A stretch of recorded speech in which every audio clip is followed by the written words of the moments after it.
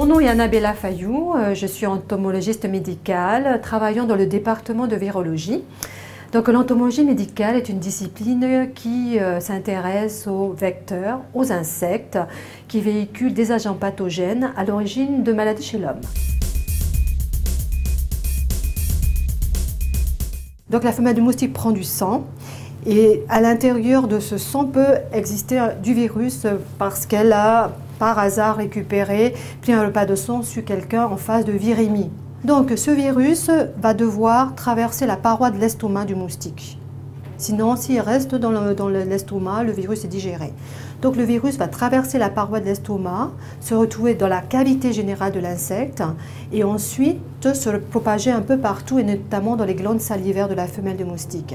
Le virus qui est présent dans les glandes salivaires va être émis par la salive du moustique quand la femelle va piquer.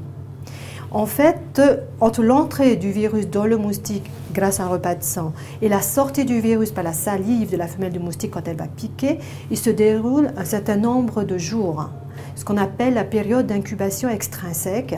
Et quand on augmente la température d'incubation de cette femelle qui s'est infectée, on va raccourcir cette durée.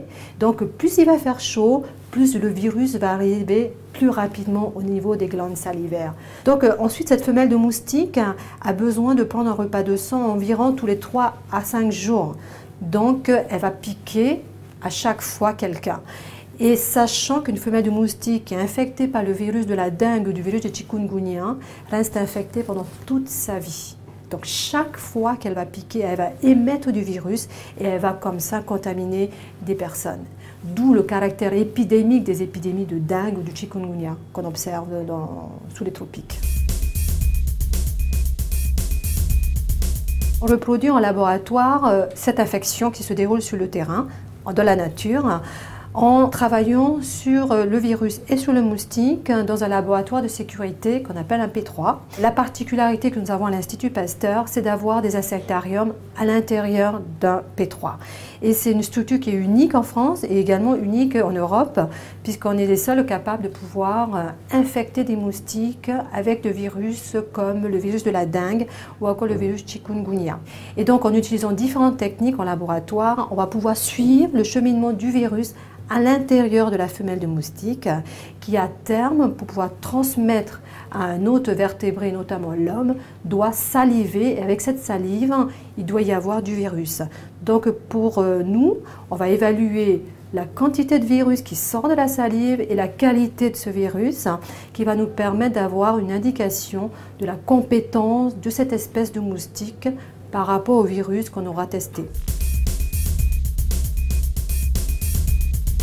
Aujourd'hui, nous n'avons qu'un seul moyen pour lutter contre les maladies à vecteurs, on appelle, c'est arrêter le contact avec le moustique. Alors qu'est-ce qu'on utilise pour cela? Des insecticides. Et donc les insecticides vont limiter les densités de moustiques, mais ce qui se passe, c'est qu'on a de moins en moins d'insecticides et les insecticides marchent de moins en moins bien parce que les populations de moustiques développent des résistances vis-à-vis de ces insecticides. Donc pour nous, c'est essayer de trouver des méthodes alternatives pour pouvoir limiter la transmission. Et un des moyens, ce serait déjà de comprendre comment ça marche, ensuite d'intervenir dans le moustique pour l'empêcher de transmettre l'agent pathogène.